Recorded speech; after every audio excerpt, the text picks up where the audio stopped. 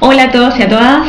Bueno, les quiero contar que encontré un curso de Cake Pops. Bueno, para el que no sepa lo que es el Cake Pops, son como unos chupetines con una bolita pero de torta, ¿no? Yo antes sinceramente tampoco lo sabía, así que cuando encontré este curso dije, bueno, quiero hacer algún ingreso extra en casa y me gusta el tema de la repostería, de la cocina, entonces encontré este curso que me pareció espectacular porque también como un ingreso extra desde casa y me parece buenísimo porque es todo bien artesanal, ¿no? Hay distintos diseños de caritas, ahora para Halloween, en octubre, que bueno, se hace muchísimo.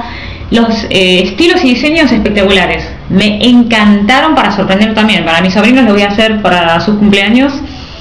Y bueno, paso a paso detallado y fotos y bueno, hay muchísimas cosas que se pueden hacer con los Cake Pops. Buenísimo, así que bueno, si lo quería recomendar, abajo de este video está el link y entren y bueno, no todo el mundo hace esto, así que sería bueno que por ahí hagan un emprendimiento sobre esto. Aparte están en casa, disfrutan de su marido, de su novio, de su esposa, de los hijos, todo.